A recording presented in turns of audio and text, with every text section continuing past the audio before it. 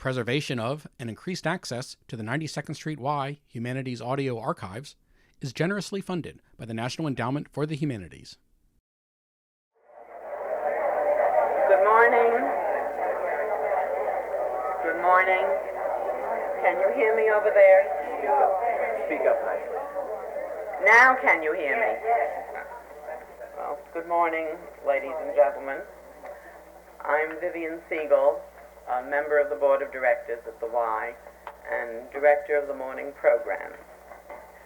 The procedure, as many of you know, is that the question period follows the speaker. You know, when we arrange topics for a series on current issues, and we do that the previous year, the big question always is, will they love us in November as we think they will in May?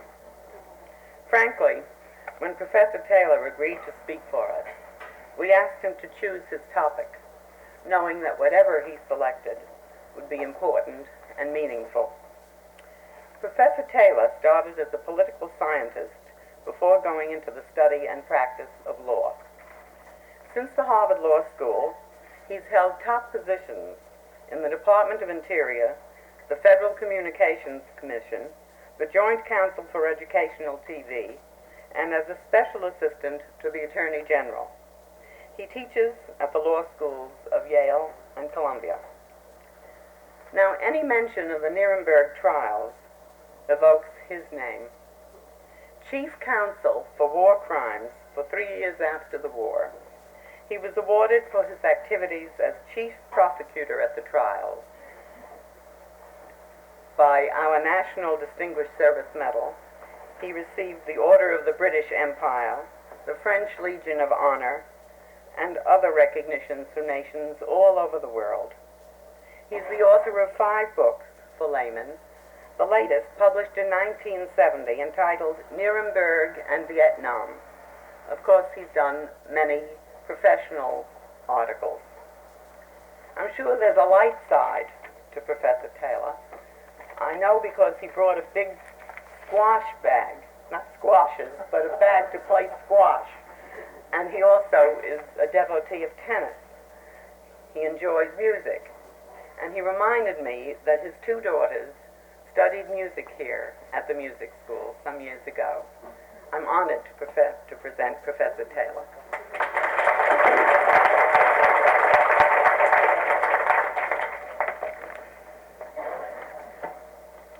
I hope you haven't gotten the impression from Mrs. Siegel that I play squash in a bag.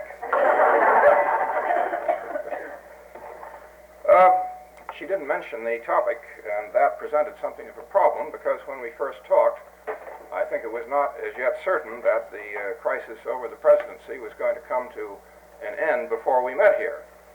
But it did, and therefore the topic we first talked about, it seemed wouldn't be quite as interesting as something else. And I suggested that I might talk about wiretapping and bugging as viewed by a lawyer in constitutional terms, and I hope something in social policy terms as well. So that's what I'm going to try to do. And of course, the questions today in that area that people have been concerned about and arguing about primarily have involved the power of the President through the Attorney General to conduct what we call politely electronic surveillance, wiretapping or bugging, without going to court to get a warrant or other safeguard of that kind. And I want to discuss that as well as 1 or 2 other, I think, important current problems before I get through. But I'm afraid it's a rather long road to get there in order to discuss that question with adequate background. I'm going to try to take as many shortcuts on the road as possible and also try to point out a few interesting sites along the way. But I am going to have to take us into a bit of excursion into the history of all this before coming to the current problems. Now, this problem about wiretapping and bugging from the standpoint of the Constitution and law all hangs on the First Amendment of the Constitution. I see that I've left the Constitution in my bag, so I will now see if I can repeat from memory what the Fourth Amendment says, because it's the Fourth Amendment that is the governing part of the Constitution on this. And what it says, if I recall rightly, is that the right of the people to be free from unreasonable searches and seizures shall not be interfered with, and no warrant shall be issued except upon probable cause supported by oath and affirmation, specifying the place to be searched and the thing to be seized. That's roughly it. And that's the matrix of the problem we're talking about this morning.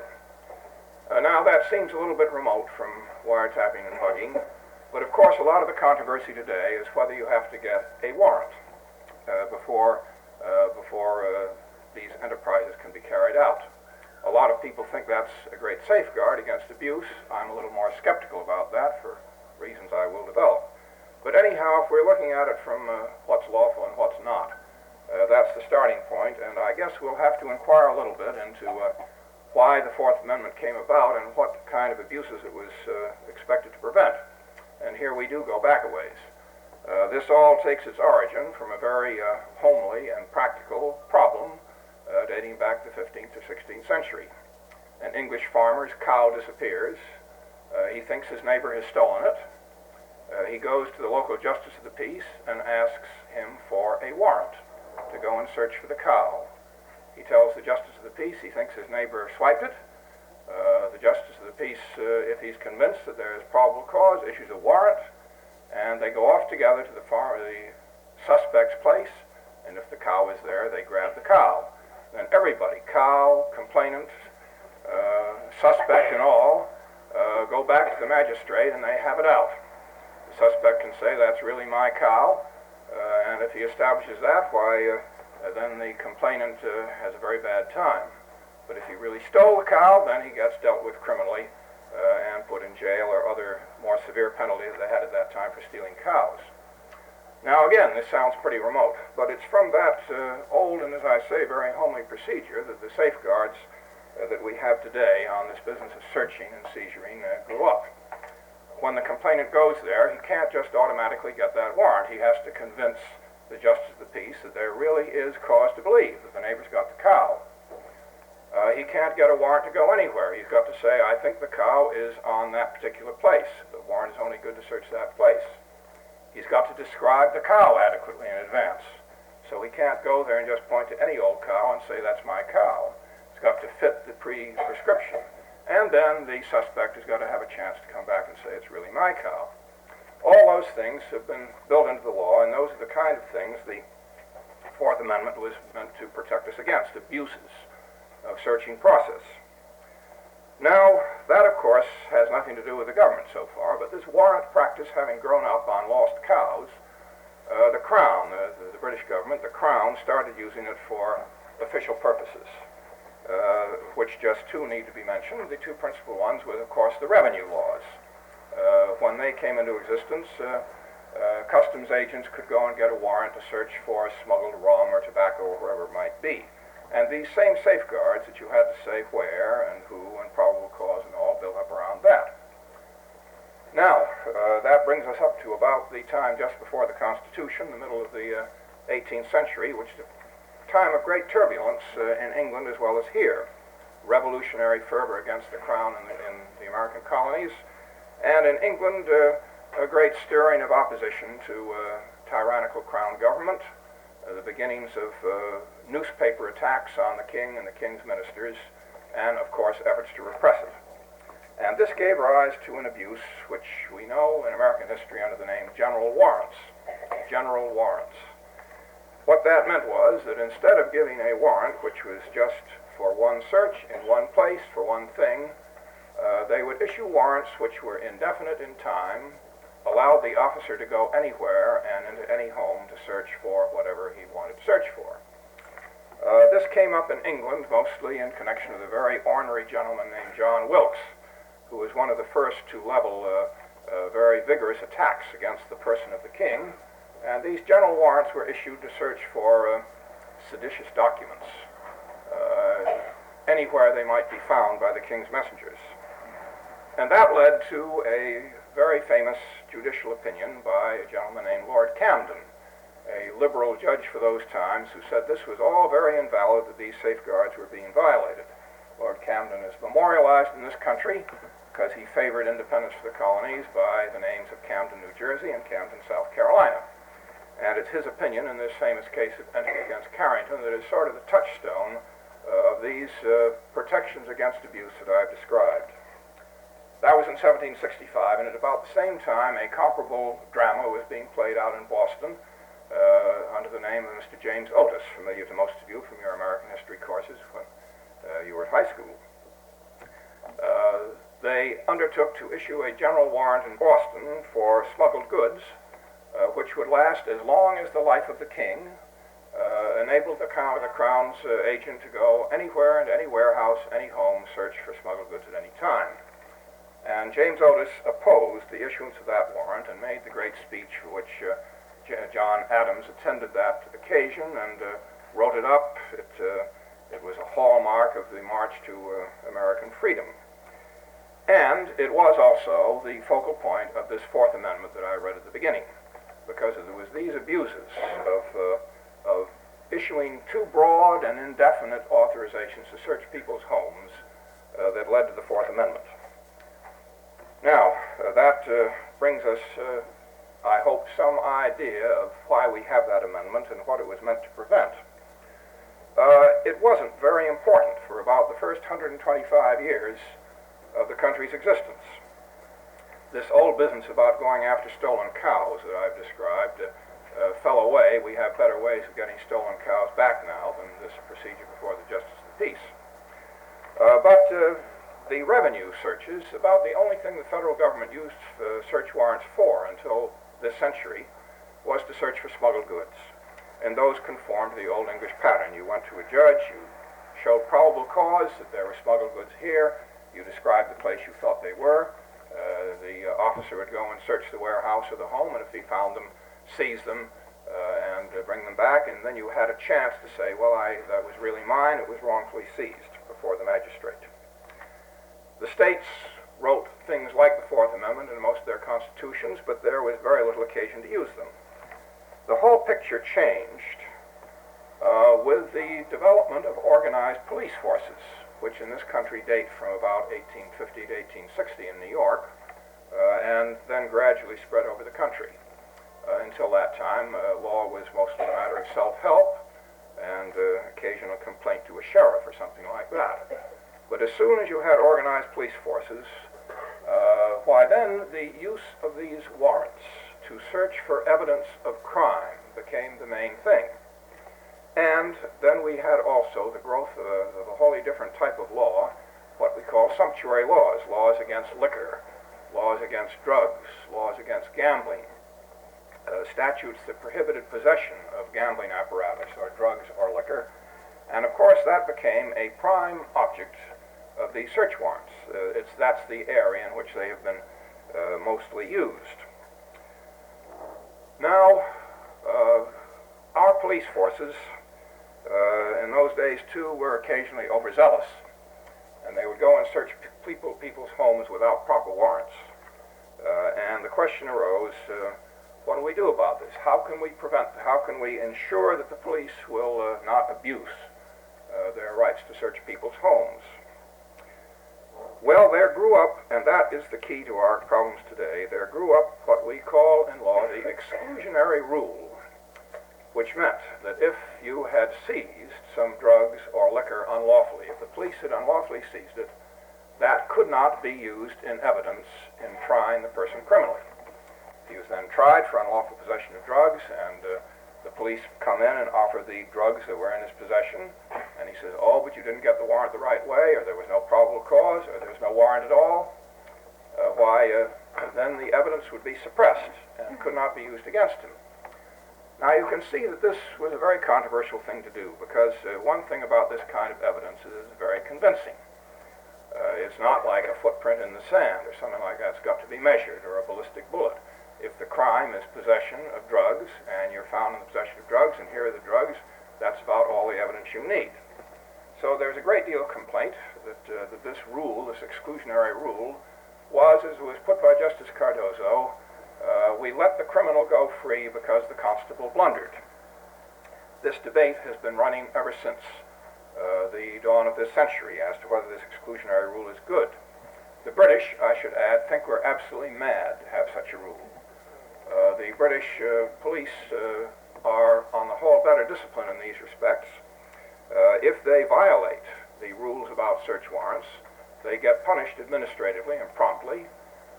It is possible for a person who's been aggrieved by an unlawful search or seizure to sue the policeman and get damages.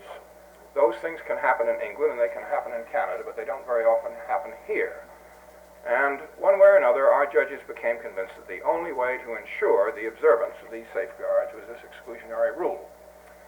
It began around 1905, it spread over the country, and in 1961, 12 years ago, the Supreme Court held that this was a constitutional requirement, that the Constitution should be, this Fourth Amendment should be interpreted to say that no unlawfully seized evidence can be used in evidence against anyone. It will be subject to a motion to suppress, and if that's the only evidence, the man will go free. That is our situation.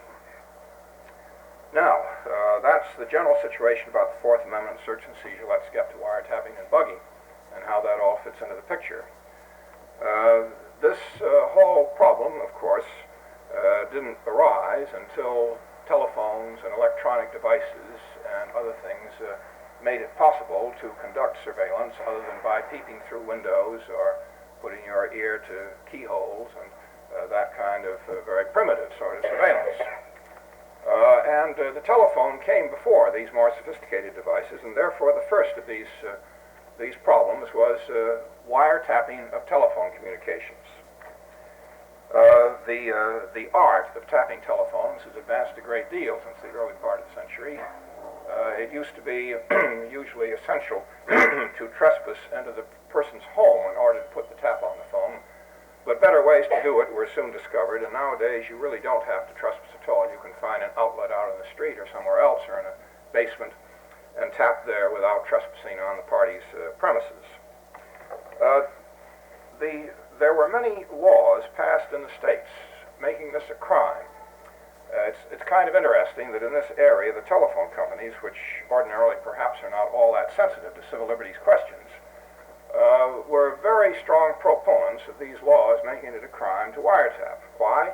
They wanted more people to use telephones, so of course they wanted you to be assured that your telephone was a private means of communication. So they sponsored and supported these laws making it a crime to wiretap. Well, the first time this came before the Supreme Court was in 1928 in a very famous case called United States against Olmsted, in which it was a federal trial for conspiracy to conduct a gambling enterprise, and most of the evidence consisted of overheard telephone conversations that had been the result of wiretapping. The Supreme Court, the Chief Justice at that time was Taft, by a vote of 5-4, held that this wiretapping did not violate the Fourth Amendment. Taft took a rather literal view of the problem and said, Fourth Amendment talks about searches for things, people and things, and an overheard conversation isn't a thing. There's nothing material about it. And he also said it protects you in your homes, and the telephone network goes outside the home and all over the world, and therefore it isn't really in the home. And relying on those two rather literal kinds of analysis, he and the majority of the court said that's no violation of the Fourth Amendment. There was a famous dissent by Justice Holmes and an equally famous dissent by Justice Brandeis. Justice Holmes, in his dissent, used a phrase which probably many of you have heard in the literature on all this, that dirty business. Dirty business. And everybody has always assumed ever since that what he was saying, that wiretapping was dirty business.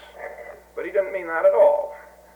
What he was referring to was that in the state of Washington, where this wiretapping took place, wiretapping was against the law of the state of Washington. And what he was saying was that it's very dirty business for the police to gather evidence by violating the law.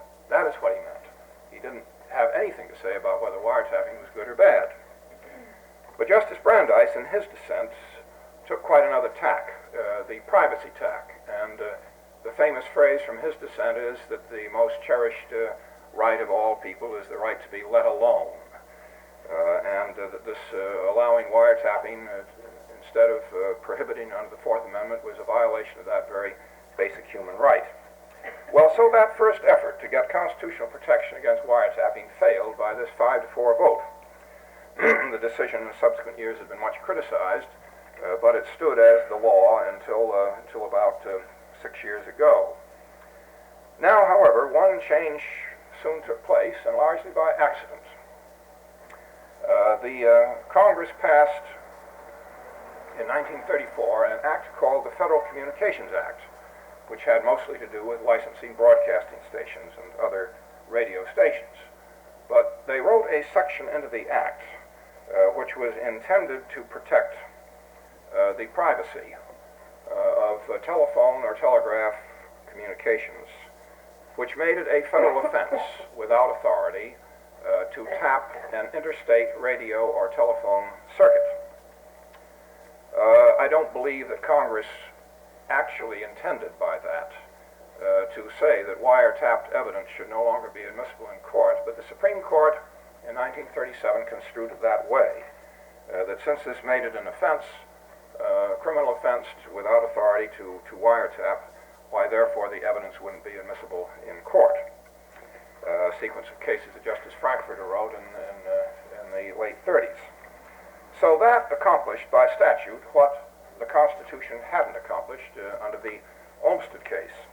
And from 1934 on, therefore, in federal courts, wiretapped evidence was not admissible. And then after this decision that the states were subject to the same requirements of the Fourth Amendment, after that they became inadmissible in state court too.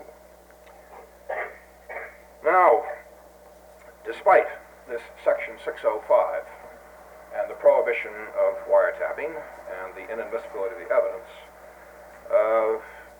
beginning at least with the administration of Franklin Roosevelt, the Federal Department of Justice was engaging in wiretapping more or less continually. Not frequently, not heavily, but they were wiretapping for national security reasons. During that period, we had some attorneys general who passed for liberals in those times, Robert Jackson, Francis Biddle, and others. They all were party to this practice. They took the position that in the interest of national security, they could violate this statute and wiretap.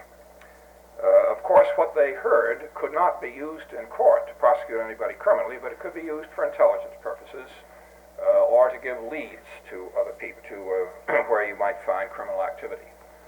And that led to another doctrine which grew up at that time, which we will find today is very important, which we call in law the fruit of the poisonous tree. And what it means is that if by unlawful means, wiretapping or some other unlawful means, you pick up a piece of evidence which you don't use in court, but that suggests or tells you that somewhere else there's some other evidence, and you use the unlawfully acquired lead to get another piece of evidence, why that piece of evidence is also inadmissible because it is the fruit of the poisonous tree. Now, we will soon see how that relates when we come to these national security problems. Let me come now to turn to bugging for a moment.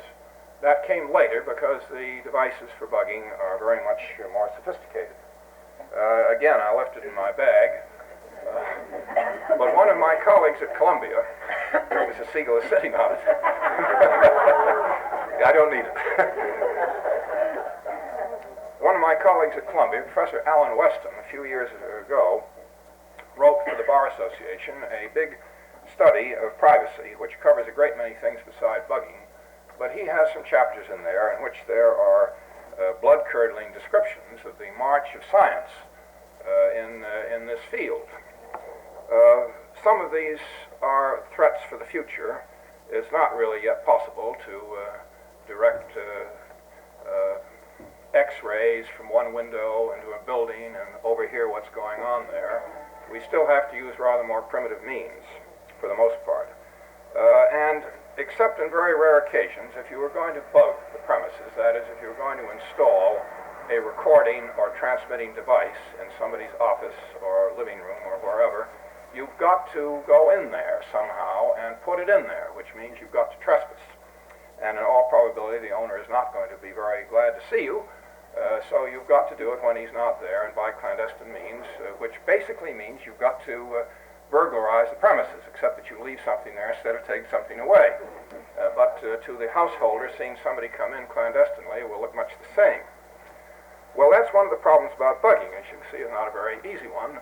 People have been looking for ways to do it more delicately. And the first case that came up in the Supreme Court was a case called United States against Goldman, where because they were able to get into the room next door, they simply laid a microphone against the wall, and they could pick up the vibrations through the wall and overhear. Well, the Supreme Court said that's okay. There's no trespass on the premises next door, so that doesn't violate the Fourth Amendment either.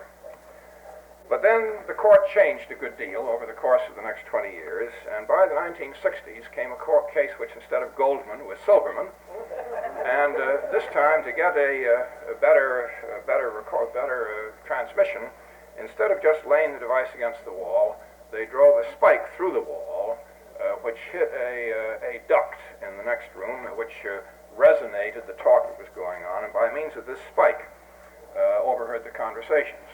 Well, Mr. Silverman was smart enough to get Edward Bennett Williams to represent him, and Mr. Williams succeeded in convincing the Supreme Court that there was a trespass. The spike had gone through the wall and had gotten in next door, and therefore it was prohibited by the Fourth Amendment.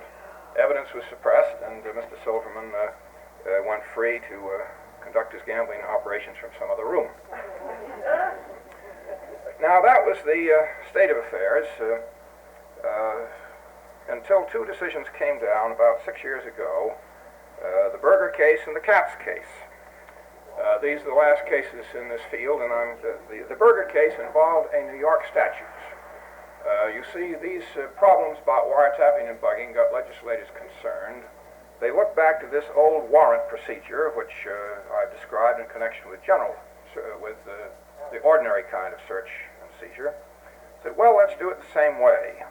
Let's provide by law that the police, if they want to bug or wiretap, shall go to a judge and say, we think that so-and-so is going to engage in a bank robbery or a gambling operation, and we say that if we can tap his telephone, we can overhear him making admissions and making plans, which we can then use to convict him. But in order to get this warrant, we've got to convince the magistrate that there is likelihood that all this will happen, tell them where we're going to do it, and so forth. Well, the New York statute was rather carelessly drawn, and in this Berger case, in an opinion by Mr. Justice Stewart, the court said the New York law is no good because it isn't confined enough. The tap can be on there for too long. They don't have to specify accurately enough just what they want to do. There are other flaws in it. But, said Justice Stewart, a properly drawn statute on this would be probably constitutional. Then there came a few months later, this is now December 1967, the Katz case. And now we get quite an interesting situation. There is a public telephone booth, and the police have observed that a certain Mr. Katz, who is the key figure in a gambling operation, uses that phone a great deal to presumably transmit information about his gambling operation.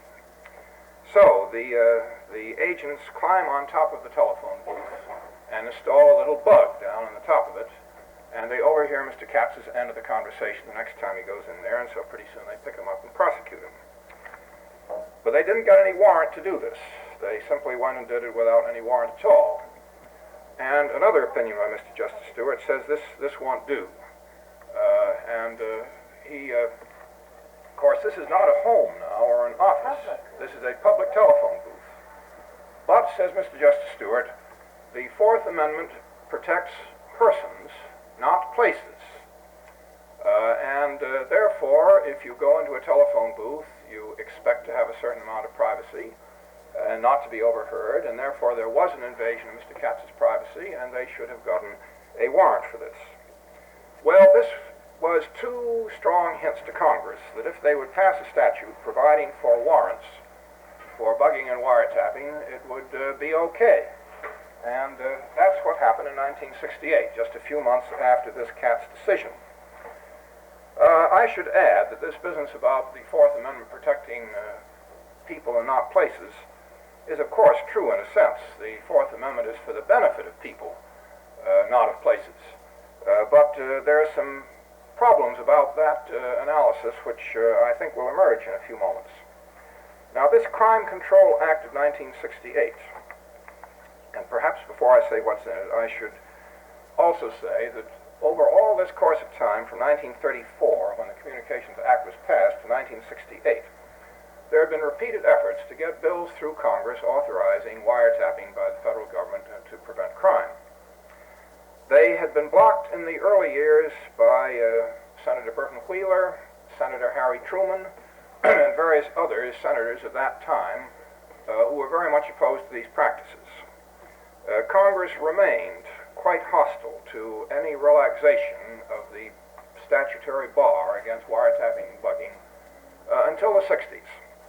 I don't know what brought about the change of view politically. Maybe some aftermath of the Joe McCarthy period, increasing concern with national security, other things of this kind. But anyhow, in 1968, the Congress did what it had refused to do for so many years and passed this very elaborate statute, which provides that agents of the federal government can go to a federal judge and say that they have probable cause to believe that there's going to be criminal activity, criminal conversation in such and such a place. They want a warrant to intercept what's going to be said. And they might do that either by tapping the telephone or by installing a bug in the premises. And the federal judge, if he is convinced there's probable cause, will give them an order authorizing them to do that. And they do it and get the evidence that way and then prosecute. Now, may I point out there are some problems about this. Take these old safeguards that I've traced the development of from searching for the cow, describing the place and all that sort of thing. We have a very different picture here. With the search warrants that were used for smuggled goods and stolen cows, something had happened. There was some smuggled goods somewhere, or there was a cow, or there was some burglar's tools, or a bloody knife, or something like that, and you get a warrant to go and search for evidence of a thing that's happened. That isn't what's going on here at all. What you're getting here is an order to observe somebody's conduct over the next 30 days or 60 days in the expectation that he will do something that will provide evidence against him. It's a very different kind of a thing, and a thing which the old common law would never have regarded as legitimate. Maybe there are reasons why we need to do that today, but that's only one of the differences between the old system and what we have under this new statute.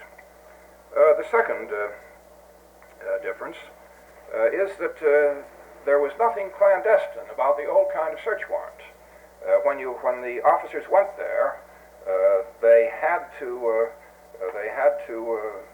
present their warrant to the person on the premises. If he wasn't there, they had to leave a notice that they'd been there, and they had to give him still give him a list of anything they take. And then there's a date fixed for the so-called return of the warrant before the judge, so that the party that's had something seized can go there and say that the entry was unlawful, or that I owned that stuff anyhow, I was a doctor with a license to have these drugs, or whatever it might be. Of course, the warrant is issued in the first place without telling the person that the police are coming, because if you told them beforehand, the stuff would be carted off, no doubt. But once the warrant is served, it's all open and above board. The party is told, and he has a chance to contest it. Well, of course, that doesn't apply here at all. The idea is simply ludicrous that you would tell a person in advance that you're going to be listening on his telephone or bugging his bedroom for the next 30 days. So there is a prolonged period of clandestine surveillance that's necessary about it. And then, of course, at the end of it, there's no procedure for the return. He may never be told that he's been bugged. He probably only finds out about it if he does say something that incriminates him, then he gets prosecuted. Otherwise, the whole thing will pass off in the strong likelihood that he will never know a thing about it. Now, with bugging, there's a third, and to my way of thinking, a far more serious problem than these two that I mentioned. And that is that I've said, ordinarily, you can install a telephone wiretap without breaking into people's premises. But you can't ordinarily do the bugging without doing that. And this really means that the court is authorizing the police to make a clandestine secret entry into your home or your office or your other premises to install the bug. Well, this raises all kinds of problems. Suppose the police aren't very clever about this and they do it when you're just coming home with an armful of groceries.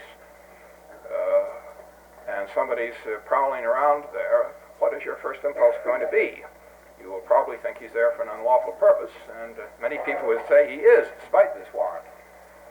If the householder happens to be a bellicose man who likes to defend himself, maybe he thinks this is a burglar and pulls out a gun and shoots the police officer under the impression it's a burglar.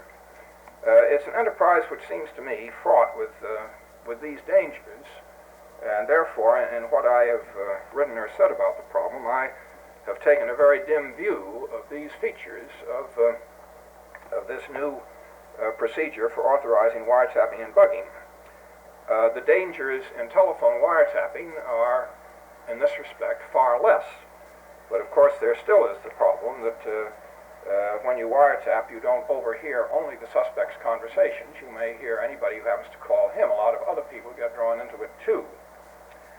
Now, those are some of the problems about the statute we now have. And let me, in conclusion, since I see I'm coming rather close to the end of the time, take up some of the problems that have been in the court and in the press in the last couple of years. There is a section of this new statute having to do with the President's powers in the national security field, which reads this way: nothing contained in this act shall limit the constitutional power of the President to take such measures as he deems necessary to protect the nation against actual or potential attack or other hostile acts of a foreign power, or to take such measures as he deems necessary to protect the United States against the overthrow of the government by force or other unlawful means, or against any other clear and present danger to the structure or existence of the government. The evidence that he gets on this can be used in court if the interception was reasonable. No warrant necessary. The President, the Attorney General, acting under the President's authority, can do this without going to court. The theory being apparently that on national security matters it would be unwise or dangerous to expose to the court or court employees the secret intelligence involved in the affair, whatever it is. Now, as you see, it applies to two things: foreign intelligence and domestic revolutionary subversive activities. And a couple of years ago, some people, including a gentleman named Plamondon, taking a very, very dim view of the CIA, undertook to blow up the CIA offices in Detroit. They did this without injuring anybody, but the CIA didn't like it very much. And they found Mr. Plamondon, and he and several others came under indictment for this activity. Now, they had lawyers who were pretty sophisticated about the problems we've been talking about. And the first thing the lawyers did was to make a motion asking the government to disclose any interception of their conversations by telephone or otherwise that might have provided evidence or leads to their identity. Well, it developed that the government had indeed done some intercepting under the authority of this section, without any authority from a court, without any warrant, without any court approval. The district judge said he did not think that it was constitutional for the federal law enforcement officials to be authorized to intercept citizens' communications without a court order. And he said, therefore, I think this information the government has was unlawfully procured, and therefore you must reveal it to the defense to see if this had played some part in identifying them.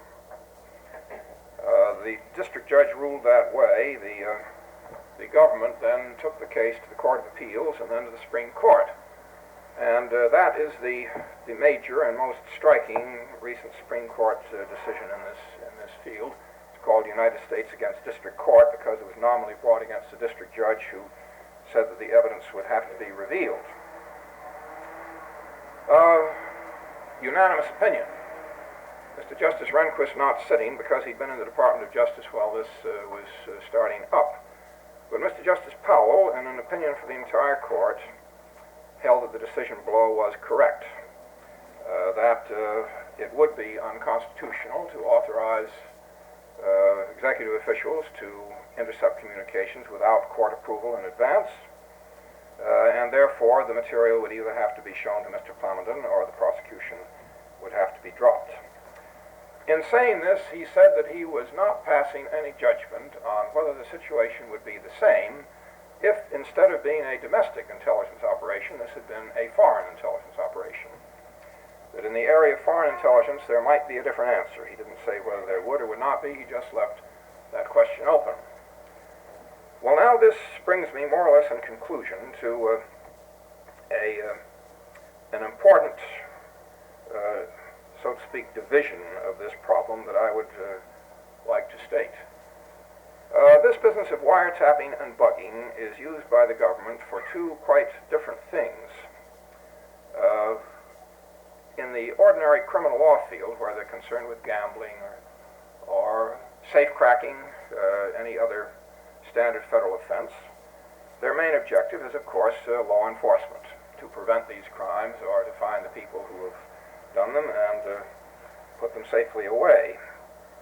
But it's used also for quite a different purpose, and that is simply for intelligence gathering.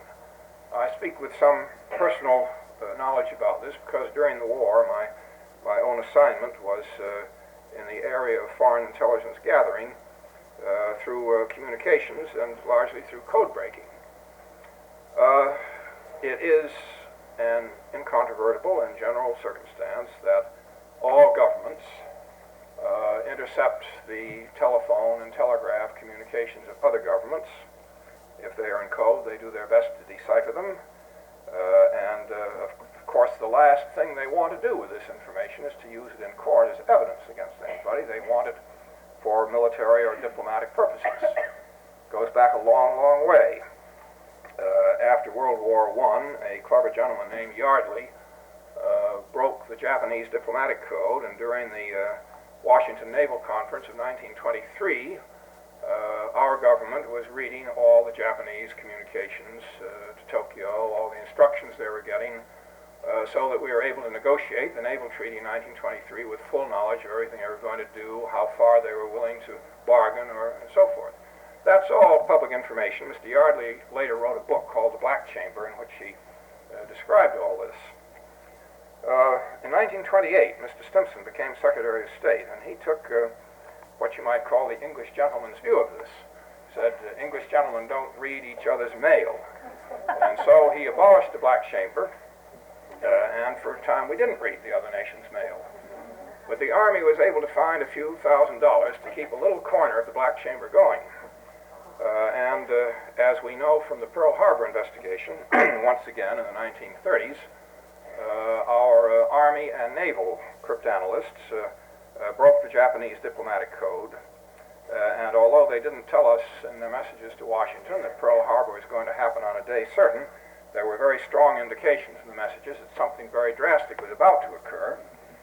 And it was in fact a big scandal that, given the amount of information we had from those messages, we weren't better prepared at Pearl Harbor. That's what led to the Pearl Harbor investigation and Justice Roberts' report and all that kind of thing. Well, all of that is still going on, and I would be prepared to wager that whatever the Supreme Court says, whatever the Congress says, the security and intelligence branches of our government are going to continue to do that. There isn't a great deal of risk in this to the private citizen, and it's unquestionably being done to us. The Russians, as you know, are very skillful chess players, and they're also very good cryptanalysts.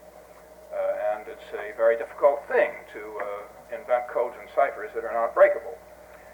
So that kind of thing seems to me very difficult to prevent, assuming it were a good thing.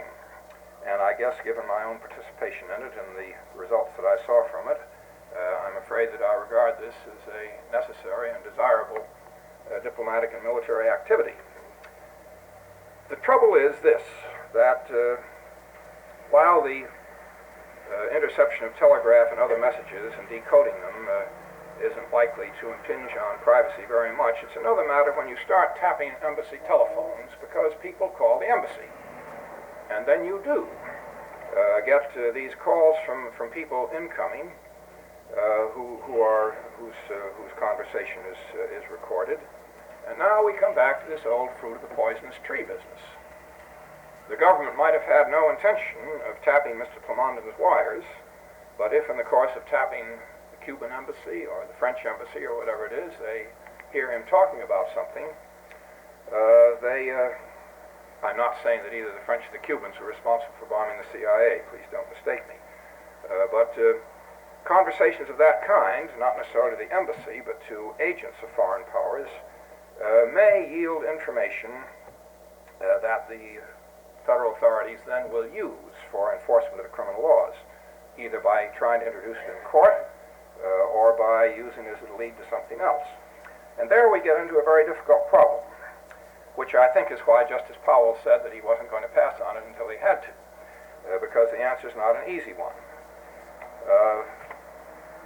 Now these are the areas today that seem to me to raise sharp problems of privacy, civil liberties, social organization, and so forth. The features of the Crime Control Act that I've described seem to me dangerous for the reasons I've given. The best we know, the Act is being used increasingly. That is, there is an increasing amount of official wiretapping, though it's not as extensive as you might think. A lot of this wouldn't happen if we repealed the laws against gambling, the sumptuary laws, if we took a different attitude about drugs, because an awful lot of the wiretapping is directed to enforcement of things like that. And incidentally, many of the most liberal decisions on search and seizure, by liberal I mean defendant favoring, came during the Prohibition period.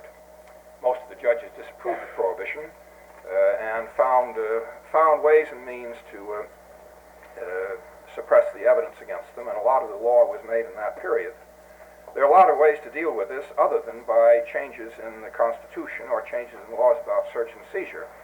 It's the nature of our criminal law system, with so much emphasis placed on the enforcement of sumptuary laws, like laws against gambling, that leads the police to want to do these things. And that would be another angle of dealing with it.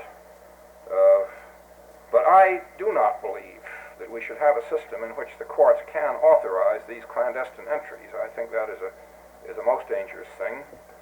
And on the whole, I don't really believe that these court warrants are a very great source of protection anyhow. Mostly the judges are not in a very good position to check the showing that is made to them by the U.S. attorney. It does some good, no doubt. It's better to have it there than not.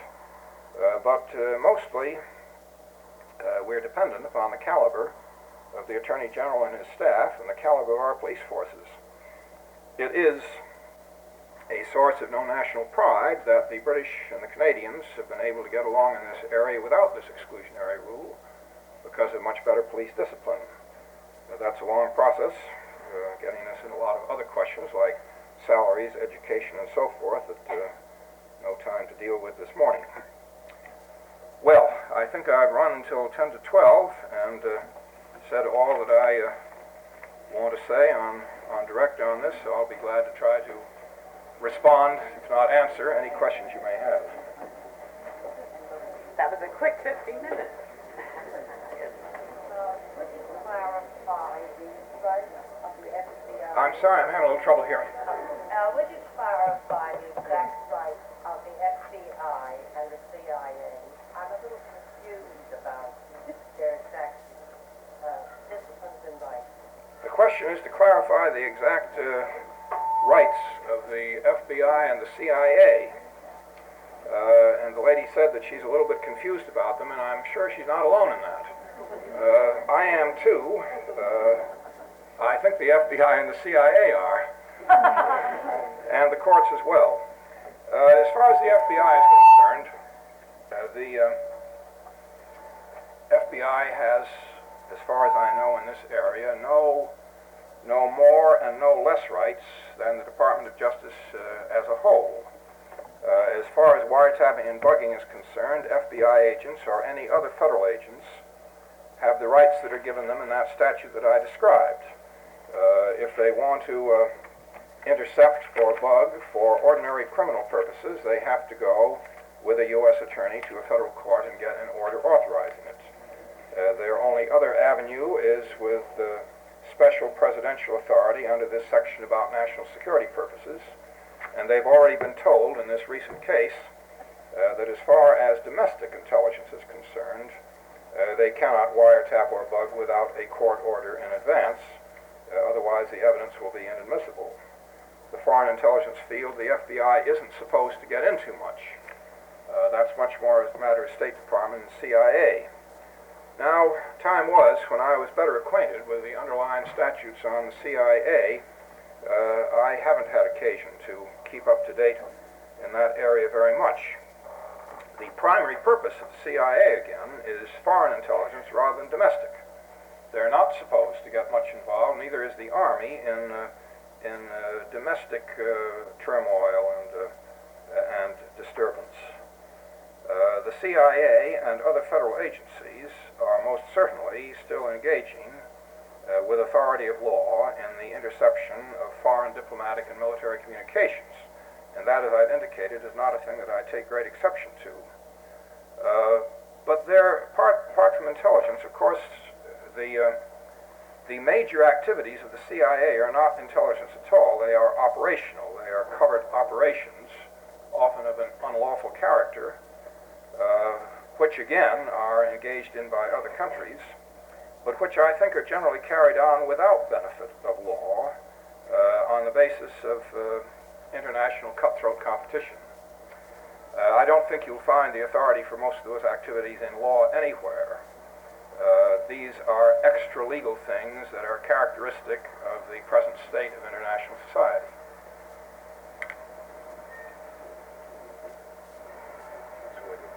Why could the Nixon tape not simply be destroyed? It was a case of testifying against yourself, also an invasion of the privacy of your office. Well, there's three questions, a very brief sequence there. Yeah, I'll repeat it.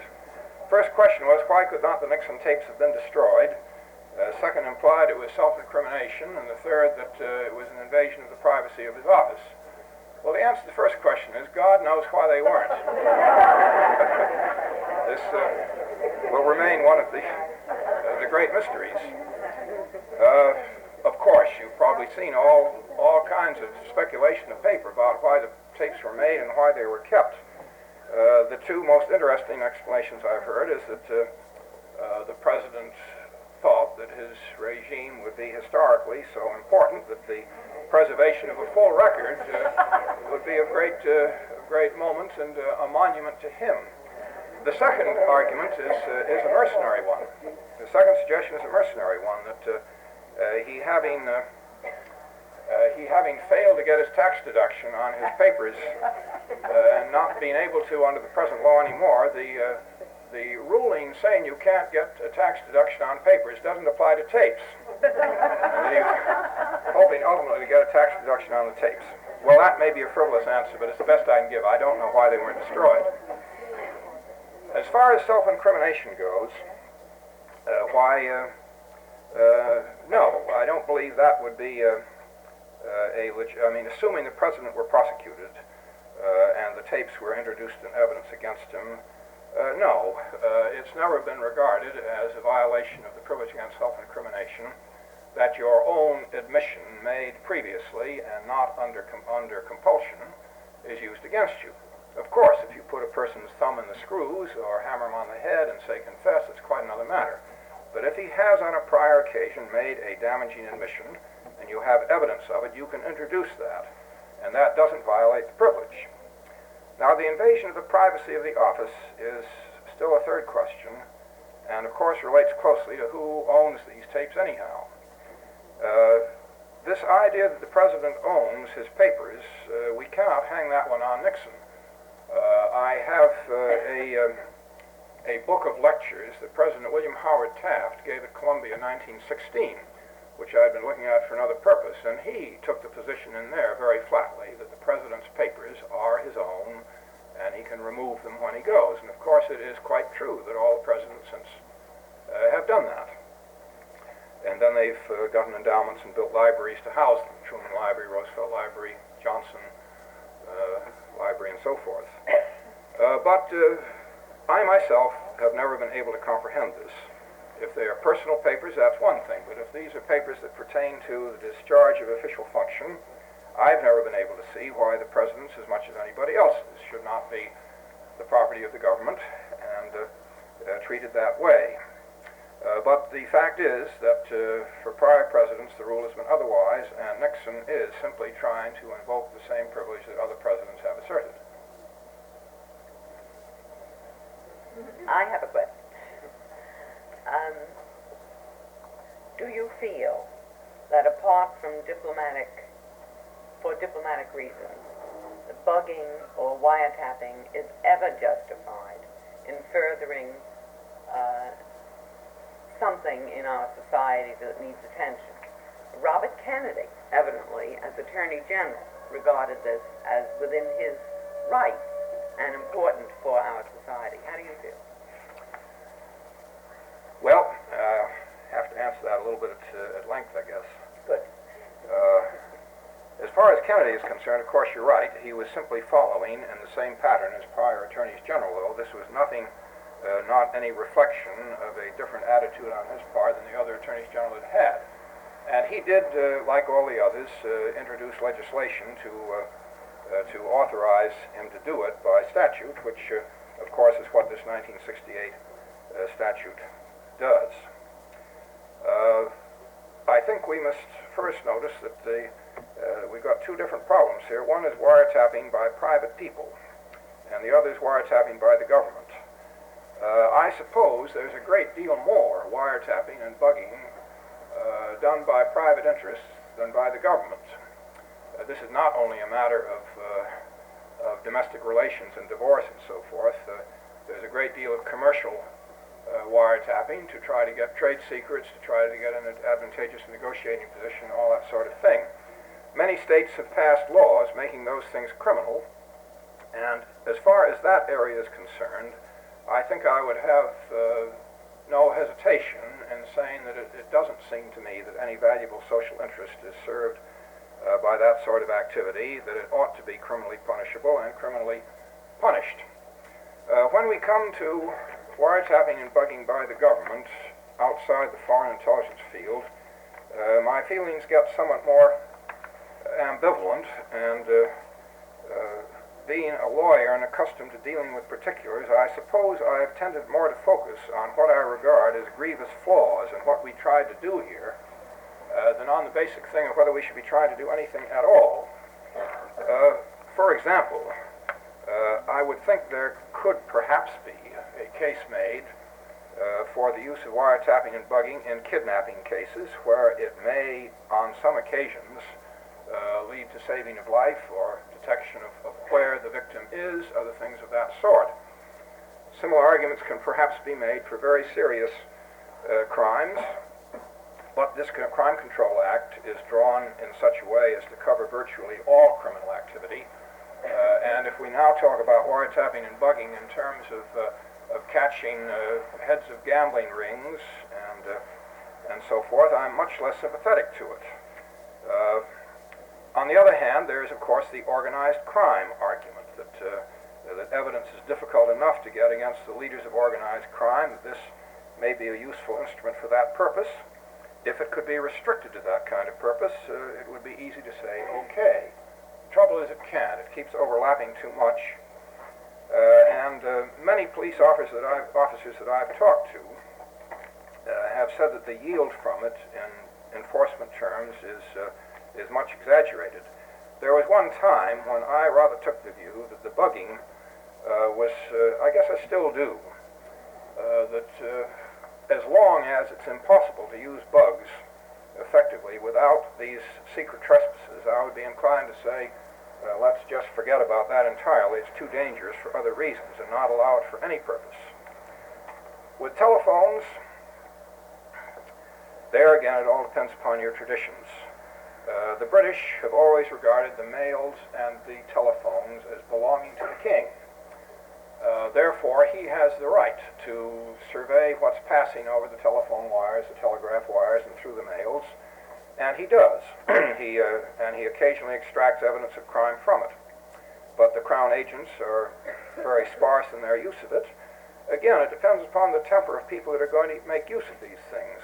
If they are cognizant of the dangers and use them only where there seems to be very good reason and very little hazard to innocent people, one could say perhaps there's a good case for it. Our tradition has not been as careful, and therefore I guess that I remain unconvinced that, except possibly for kidnapping and very major offenses or dangerous international situations, that it doesn't, that the disadvantages outweigh the possible benefits. Yes. To obtain a court order for legal bugging, can any judge do this? Or does it have to be a judge from a higher court? The theory is, I beg your pardon, the question, yes.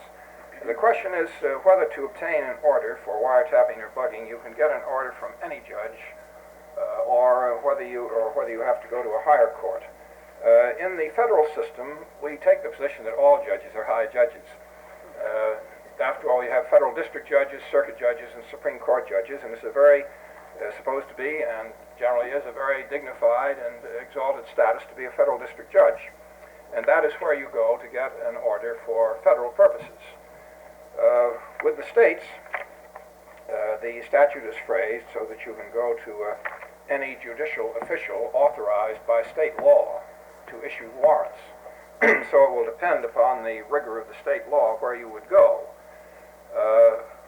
I must say again that this is another partial answer to Mrs. Siegel's question, that the controls available for federal bugging, if properly exercised, could be much more satisfying than in state governments. You don't have the possibility of 50 varieties. You have in general a higher caliber, both of law enforcement and judicial personnel. But the answer is that federally, it's the federal district judge, and statewise, it depends upon the state setup in each case. Has every state have their own law about this? The question is whether every state has its own law about wiretapping and bugging. The answer is no. I'm about 2 years out of date on this. I did have a survey made of state laws at the law school about 2 years ago, at which time there were something in the neighborhood of 18 states that had passed statutes somewhat comparable to this federal statute. But I should think the disease is contagious, and that probably more more states are doing that. But I'm not up to date on it. That's a question over there. Yes. There was a case some months ago outside Chicago. The resolution was on its long track. It was an alleged federal agent broke into some people's homes without warrants. Yes.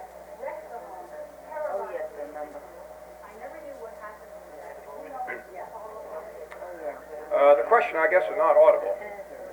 The question related to episodes that were widely reported in the press not long ago, in which federal agents had broken into homes, wrecked the place, and then departed, and the questioner said that she wanted to know what the outcome of those situations was. I can't give you the outcome of those two particular situations, but there is a subsequent history that may help to answer your question.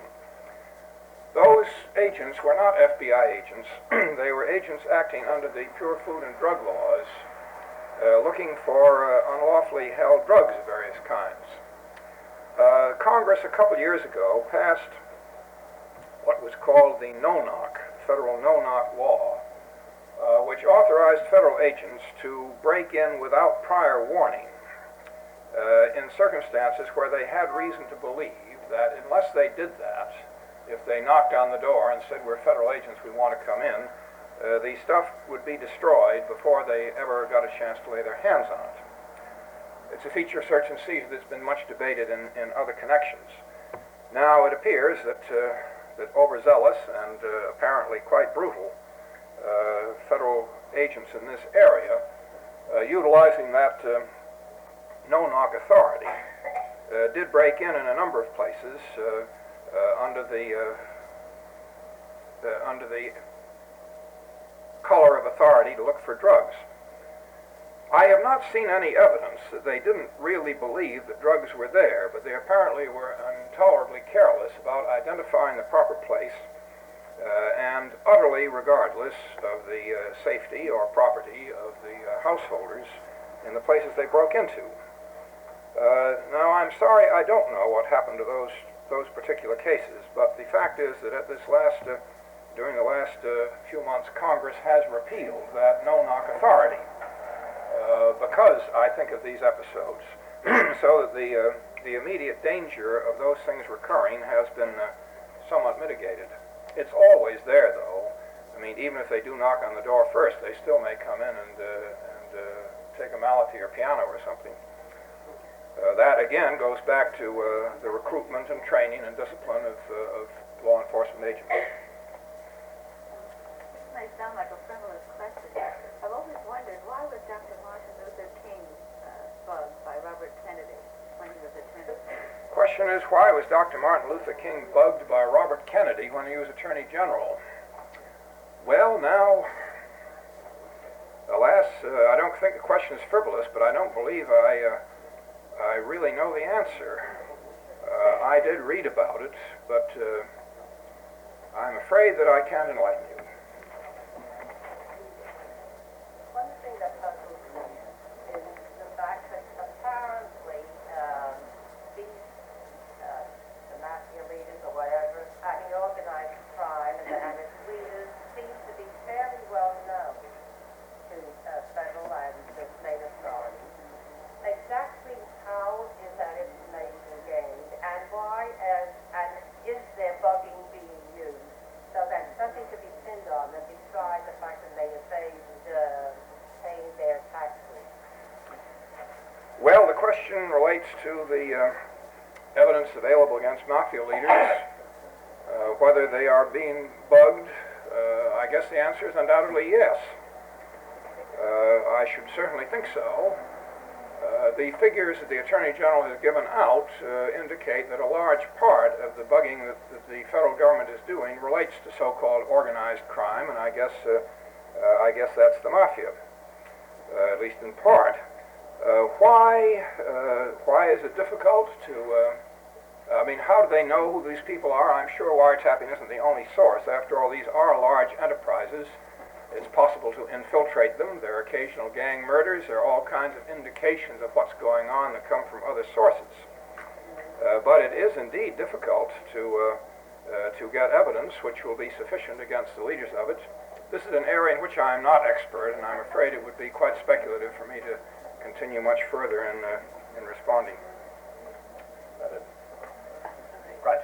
Similarity to the crimes for which a number of men are being tried now, their Washington experience and the Nazi trial in Nuremberg. Do I see any parallel between the crimes for which I take you mean the Watergate defendants largely, the Watergate defendants are being tried, and my experience in Nuremberg? No, not much. Not much direct parallel. It seems to me that the motivations and reasons for Watergate and allied offenses are not very closely related to the origins of Nazism and the things that happened there. I suppose one might say generally that in both cases there is underlying disrespect for law and lack of consideration for public morality generally, which is a common denominator of both. But beyond that, I wouldn't say that the causes, historical or social, are very parallel, as far as I can see. We have time for one more question that was over there. Yep. The lady on the end. Oh. Well, if there are no more questions. There's one more here. One. A follow-up to what you just said. Isn't there a parallel in the sense that some of the defendants